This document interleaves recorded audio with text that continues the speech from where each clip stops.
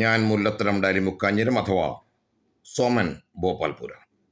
ഒന്ന് കേട്ടിട്ട് പോ 33-ാം അധ്യായം, ചാപ്റ്റർ 33. ഒന്ന് കേട്ടിട്ട് പോ. അതിരാവിലെ നല്ല തണുപ്പ് സമയമായ ഈ ഡിസംബർ മാസത്തിൽ രാജസ്ഥാനിലെ ഉദയ്പൂരിലുള്ള ഫത്തേസാഗർ എന്ന തടാകത്തിൻ്റെ തീരത്തായി പക്ഷികളെല്ലാം കൂടെ ഒരുമിച്ച് കൂടി. അത് വിറകടുക്കി വെച്ച് അവിടെ തീ കായുകയാണ്. നല്ല ചൂട്, അതുകൊണ്ട് തീ കായുന്നു. തണുപ്പ് ഒന്ന് മാറിക്കിട്ടുമല്ലോ എന്നുള്ളത് കൊണ്ട് തന്നെ. അപ്പോൾ അങ്ങോട്ടും ഇങ്ങോട്ടും പരസ്പരം അവരൊക്കെ സംസാരിക്കുന്നുണ്ട്. ഞാനൊന്ന് ശ്രദ്ധിച്ചു. തൊട്ടടുത്ത മരത്തിൽ വവ്വാല് തൂങ്ങിക്കിടപ്പുണ്ട്. ഈ സമയത്താണ് കോഴി അണച്ചും കൂവിയും ഓടി ചാടി പറന്ന് അങ്ങോട്ട് വരുന്നത്. അപ്പം വവ്വാല് ചോദിച്ച്, എടാ കോഴി, നീ എന്താ ഇത്ര താമസിച്ചത്? ഞങ്ങൾ നിന്നെ കാത്തിരിക്കുകയാണല്ലോ. എപ്പോഴും നേരത്തെ വരുന്ന നീ ഇപ്രാവശ്യം എന്താ താമസിച്ചത്? അപ്പോൾ കോഴി ഉത്തരം പറഞ്ഞു, എന്തോ പറയാനാ, ഈ മനുഷ്യരെ കൊണ്ട് ഒരു നിവൃത്തിയുമില്ല. ഏത് ഉത്സവം വന്നാലും അവർ ഞങ്ങളെ പിടിച്ച് കണ്ടിക്കും. അത് ഏത് ഉത്സവം എന്നൊന്നും പ്രത്യേകതയൊന്നുമില്ല. ക്രിസ്മസ് കണ്ട് അടുത്ത് വരിക, ഞങ്ങളെ കണ്ടിക്കാൻ ചാൻസ് ഉണ്ട്. ഈസ്റ്റർ വന്നാൽ, പുതുവർഷം വന്നാൽ, ഇവരെല്ലാം ഈ മനുഷ്യർക്ക് ആദ്യം ഞങ്ങളെ പിടിച്ച് കണ്ടിക്കണം. ഇത് കേട്ടുകൊണ്ടിരുന്ന കുരിയിൽ പയ്യെ പറഞ്ഞ്, അതൊക്കെ കോഴി നിങ്ങളുടെ കുഴപ്പമാണ്. പണ്ട് കാലത്തെ പത്രോസ് ഇതുപോലെ തീ കായാനിരുന്നതാ. യേശുക്രിസ്തുവിനെ ക്രൂശിക്കാൻ കൊണ്ടുപോകുന്ന സമയത്ത്. അപ്പം ആരോ ഒരു പെണ്ണും പിള്ള നിന്നോട് നിങ്ങളുടെ വല്യപ്പനോരോ ചോദിച്ചു, നീയും ആ കൂട്ടത്തിലുള്ളതല്ലേ എന്ന്, ക്രിസ്തുവിൻ്റെ അല്ലേ? പത്രോസ് ഒഴിഞ്ഞു മാറാൻ ശ്രമിച്ചു. പക്ഷെ നീ കൂവി 1 അല്ല 3 പ്രാവശ്യം. ആ വിരോധം അവർ തീർക്കുന്നതാ. നിന്നെ കണ്ടിക്കും, ഇനിയും കണ്ടിക്കും. ഇങ്ങനെ പരസ്പരം തമാശകൾ പറഞ്ഞു, കാര്യങ്ങൾ പറഞ്ഞൊക്കെ ഇരിക്കുക.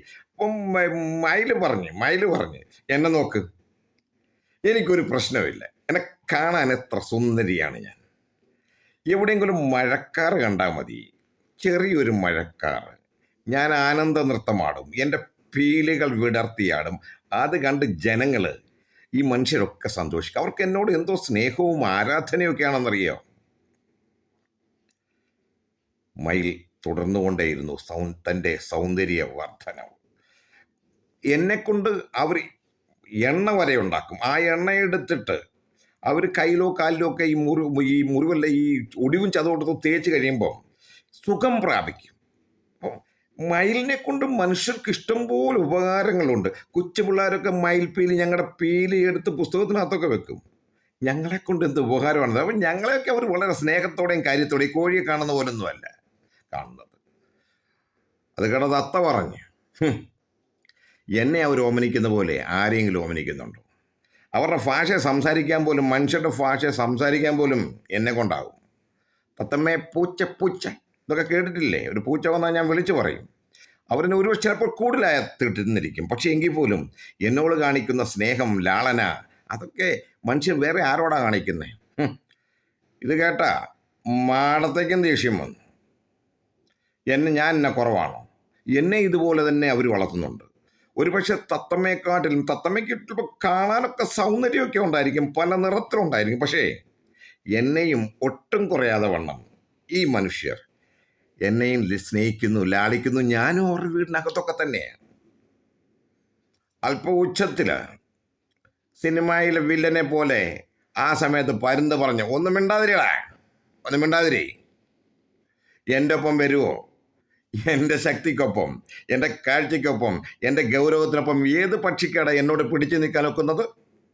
ശക്തിയിലും ബുദ്ധിയിലും എല്ലാം ഞാനല്ലേ ഏറ്റവും വലിയ ആള്. പരുന്ത് സ്വയം ഒന്ന് അഹങ്കരിച്ചു. ഒരു മഴ പെയ്താൽ ഞാൻ ആ മഴയുടെ മേളിൽ വരെ പറക്കും. അതിന് മഴേൻ്റെ താഴെയാ, അത്ര ഉയരത്തിൽ. ആകാശത്ത് നിന്നുകൊണ്ട് ഞാൻ താഴേക്ക് നോക്കിയാൽ ഒരു ജീവിയെ കണ്ട് എനിക്ക് പിടിക്കുന്ന എന്താ വേഗത്തിലാണ് ഞാൻ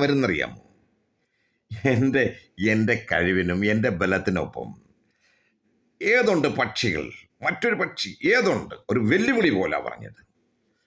കൊക്കും അല്പം ശരിയാ, പറയുന്നതിലൊക്കെ സത്യമുണ്ട്, പരുന്ത് പറയുന്നതിലും കാര്യമൊക്കെയുണ്ട്. കൊക്ക് പയ്യെ പയ്യെ പുറകോട്ട് വാങ്ങി. ഈ സമയത്താണ് ഉപ്പനിടയ്ക്ക് കയറിയത്. ഉപ്പൻ എന്ന പക്ഷി. ഉപ്പൻ പറഞ്ഞ്, നിങ്ങളൊക്കെ നിങ്ങളുടെ കാര്യങ്ങളൊക്കെ പറഞ്ഞു, ഞാൻ പക്ഷെ ഒരു കാര്യം പറയട്ടെ.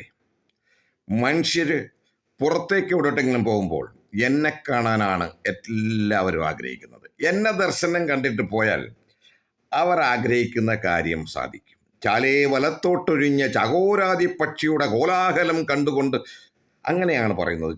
വലത്തോട്ട് പോകുന്ന ഉപ്പനെ കണ്ടു കഴിഞ്ഞാൽ അവൻ്റെ കാര്യം സാധിക്കുമെന്നറിയാവുന്ന മനുഷ്യർ എന്നെയാണ് ഏറ്റവും കൂടുതൽ ഇഷ്ടപ്പെടുന്നത്. ഓ, അങ്ങനെയുണ്ട്. മിണ്ടാതിരുന്ന പ്രാവ് പറഞ്ഞു, എന്നെ അവർ മറ്റൊരു രൂപത്തിലാണ് കാണുന്നത്. എന്നെ അവർ മാനിക്കുന്നത് മറ്റൊരു രൂപത്തിലാണ്. എന്നെ കാണുന്നത് മറ്റൊരു രൂപത്തിലാണ്. പരിശുദ്ധാത്മാവിൻ്റെ പ്രതീകമായി എന്നെ കാണുന്നു. കർത്താവായ യേശുക്രിസ്തു സ്നാനപ്പെട്ടപ്പോൾ അവിടേക്ക് ഇറങ്ങി വന്നത് പ്രാവിൻ്റെ രൂപത്തിലോ, ഈ കഴിവ് പറയുന്ന പരുന്തിൻ്റെ രൂപത്തിലോ, മാടത്തയുടെ രൂപത്തിലോ, തത്തയുടെ രൂപത്തിലോ ഒന്നുമല്ല, എൻ്റെ രൂപത്തിലാണ് വന്നത്. കുറുനരി പ്രാവുകൾ ഇല്ലേ? അപ്പം എൻ്റെ അത്ര മാന്യത മനുഷ്യന് എന്നെ സ്നേഹിക്കുന്നത് പോലെ, എന്നെ ഇഷ്ടപ്പെടുന്നത് പോലെ, അത് ബീഹാറികളോട് ചോദിക്കണം. മൂങ്ങായ പറഞ്ഞത്. അവർ നിന്നെ കണ്ടാൽ പിടിച്ച് തിന്നുകളയും. നീ പ്രാവ്, അവരുടെ കൺമുമ്പിലെങ്കിൽ നിന്ന് പാകരുത്, പേടിയാണ്ടല്ലോ, അവർ പിടിച്ച് നിന്നെ എടുത്ത്. മൂങ്ങ പറഞ്ഞു. ഇത് കേട്ട കുരുകിൽ പറഞ്ഞു, മൂങ്ങ ആദ്യം പൊങ്ങൊന്നും വേണ്ട, നീ ഏതായാലും നിന്റെ മുഖം ഒന്ന് കണ്ണാടി നോക്കാൻ കൊള്ളത്തില്ല. കണ്ണാടി നോക്കിക്കഴിഞ്ഞ് നിന്റെ മുഖം കാണാൻ കൊള്ളാത്ത മനുഷ്യർ ഉന്നെയാണ് ഉപമിക്കുന്നത്. അത് തന്നെയല്ല, നിന്റെ സഞ്ചാരമൊക്കെ രാത്രിയല്ലേ. എടാ, ഞാൻ രാത്രി സഞ്ചരിക്കുന്നത് കൊണ്ടാണ്, കുരുകിലിനോട് മൂങ്ങ പറഞ്ഞു, ഞാൻ രാത്രി സഞ്ചരിക്കുന്നതുകൊണ്ടാണ് പലരുടെയും തനിനിറം കണ്ടുപിടിക്കാൻ എനിക്കാകുന്നത്. ഇന്നലെ വരെയൊക്കെ വേറൊരു മുഖമായിരുന്ന പലരുടെയും ശരിയായ മുഖം, ശരിയായ രൂപമൊക്കെ ഇപ്പോഴാണ് കാണാൻ സാധിക്കുന്നത്. ഞാൻ രാത്രി സഞ്ചരിക്കുന്നതുകൊണ്ട് എനിക്കിതെല്ലാം കാണാൻ സാധിക്കും. അപ്പോൾ അവൻ്റെ കൂട്ടുകാരനായ വവ്വാലും വിളിച്ചു പറഞ്ഞു, ശരിയാ, ഞങ്ങളൊക്കെ രാത്രി സഞ്ചരിക്കുന്നതുകൊണ്ടാണ് ശരിയായ മുഖം പലരുടെയും കാണാൻ സാധിക്കുന്നത്. പകലിലെ മുഖമൊന്നും അല്ല ചിലരൊക്കെ രാത്രിയിൽ. അതെന്താ അങ്ങനെ പറഞ്ഞത്? മാടത്ത ഒന്നുകൂടെ എടുത്തു എന്ന് ചോദിച്ചു. പണ്ടൊക്കെ ഈ ഈ അസുഖങ്ങളൊക്കെ വരുന്ന കാലം ഉണ്ടായിരുന്നല്ലോ പണ്ട്. കൊറോണ വന്നപ്പം ഒരു പ്രവാചകനും പുറത്തിറങ്ങാനില്ലായിരുന്നു. അകത്ത് മാളത്തിനകത്ത് കയറി കുത്തിയിരിക്കുകയായിരുന്നു. ഇപ്പം കവലകളിലോട്ടൊക്കെ ഒന്ന് ചെന്നേ, പ്രവാചകന്മാരുടെ ജാഥയ. ഈ കൊറോണ കാലത്ത് ഒരൊറ്റ പ്രവാചകൻ പ്രവചിക്കാനുണ്ടായിരുന്നു. ഇതൊക്കെ അറിയണമെങ്കിൽ ഞങ്ങളെപ്പോലൊക്കെ രാത്രി സഞ്ചരിക്കണം. അയ്യോ, കാക്കയ്ക്കൊന്നും പറയാനില്ലല്ലേ? കാക്കയ്ക്ക് എന്തോ പറയാനാ, എന്തോ രൂപം, എന്ത് ഗുണം, ശബ്ദവും കൊള്ളത്തില്ല, ഒന്നും കൊള്ളത്തില്ല. കാക്ക എന്തോ പറയാനാ? എല്ലാവരും പൊട്ടിച്ചിരിച്ചു. കാക്ക എന്താ പറയാനാ? പക്ഷെ കാക്ക പറഞ്ഞു, ഞാൻ പറയുന്നതോടൊന്ന് കേക്ക്, എനിക്ക് പുകഴ്ചയ്ക്കൊന്നും പറയാനില്ല.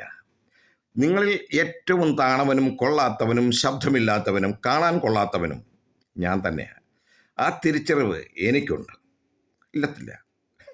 അപ്പം അവിടെ നിന്നുകൊണ്ട് കൊക്ക് വിളിച്ച് പറഞ്ഞ്, മനുഷ്യരുടെ മുമ്പിലോട്ടൊന്നും ചെല്ലരുത്, അവർ കല്ല് വലിച്ചതിനെ എറിയും. കൊക്കിൻ്റെ ഉത്തരം കാക്ക കൊടുത്തു. ശരിയാ, എന്നെ കണ്ടാൽ മനുഷ്യർ കല്ലെടുത്തെറിയും, പക്ഷെ ആ മനുഷ്യർ തന്നെ എന്നെ കൈകൊട്ടി വിളിക്കും. ഒരു ദിവസം ബലിയിടുമ്പം ഞാൻ വരാൻ ഉരുള ഉരുട്ടി വെച്ച ശേഷം അവർ കാത്തിരിക്കും, കൈകൊട്ടി വിളിക്കും ഞാൻ വരാൻ. ഞാൻ വന്നില്ലെങ്കിൽ അവർ ദുഃഖിക്കും, ചിലപ്പോൾ കരഞ്ഞെന്നിരിക്കും. ഒരു കാക്ക വരാൻ ബലിയിടുമ്പോൾ കാക്ക വന്നില്ലെങ്കിൽ കാര്യം സാധിക്കില്ല. അവരുടെ വിശ്വാസ പ്രമാണം അങ്ങനെ. എന്തിന് കിരത്തോട്ടില് ഒരു വ്യക്തി തൻ ഇരുന്നപ്പോൾ യഹോവയായ ദൈവം അവൻ ആഹാരം കൊടുക്കാൻ ഒരാളെ നിയമിച്ചെങ്കിൽ അത് എന്നെയാണ്. തോട്ടരികിൽ വെള്ളം കുടിച്ചുകൊണ്ട് മാത്രം കഴിഞ്ഞിരുന്ന മനുഷ്യൻ്റെ അടുത്തേക്ക്, തോട്ടിനടുത്തേക്ക്, യാക്കോബിൻ്റെ അടുത്തേക്ക് പറഞ്ഞു വിട്ടത്, യഹോവയായ ദൈവം പറഞ്ഞു വിട്ടത് എന്നെയാ. നിങ്ങളെപ്പോലെ കാണാൻ കൊള്ളാവുന്നതോ എല്ലാത്തിനും ഫസ്റ്റായിരിക്കുന്നവരല്ല, ഏറ്റവും 0 ആയ എന്നെ. യഹോവയായ ദൈവം തിരഞ്ഞെടുക്കുന്നത് എപ്പോഴും ജീറോയാ, പൂജ്യം, വട്ടപൂജ്യം, കാണാൻ കൊള്ളാത്ത എന്നെ, ഒരു ശബ്ദത്തിന് ഗുണമില്ലാത്ത എന്നെ, നിങ്ങളെപ്പോലെ പറക്കാൻ കഴിവില്ലാത്ത, ആകാശങ്ങളിലേക്ക് ഉയർക്കാൻ കഴിയില്ലാത്ത എന്നെയാ ദൈവം തിരഞ്ഞെടുത്തത്. ഈ തോട്ടിലേക്ക് അപ്പവും ഇറച്ചിയുമായി പോയത് ഞങ്ങളാ, ഒന്നിനും കൊള്ളാത്തവർ. നിങ്ങളൊക്കെ വാഴ്ത്തിപ്പോഴ്ത്തുന്ന ഈ ഒരു കഴിവില്ലാത്ത എന്നെ ദൈവം തിരഞ്ഞെടുത്തു. നിങ്ങളിൽ ആരാണ് ഏറ്റവും നല്ലത്? ഒരു നിമിഷം ഒന്ന് ആലോചിക്കുക. ഹലോ, ഒന്ന് കേട്ടിട്ട് പോ 33-ാം അധ്യായം. ഒരു പക്ഷെങ്കിൽ നിങ്ങൾ ഒന്നുമില്ലായ്മെന്ന്, എന്നെ ഒന്നിനും കൊള്ളത്തില്ലെന്നൊക്കെ നിങ്ങൾ ചിന്തിച്ചിരിക്കാം. അയ്യോ, എന്നെ എന്തിനു കൊള്ളാം, ഞാൻ ഒരു കഴിവില്ലാത്തവൻ. പക്ഷേ ദൈവത്തിന് ആവശ്യവും നിങ്ങളെ തന്നെ ഒന്ന് കേട്ടിട്ട് പോ. ഞാൻ മുല്ലത്തറം ഡാലി മുക്കാഞ്ചിരം അഥവാ സോമൻ, ഭോപ്പാൽപുര.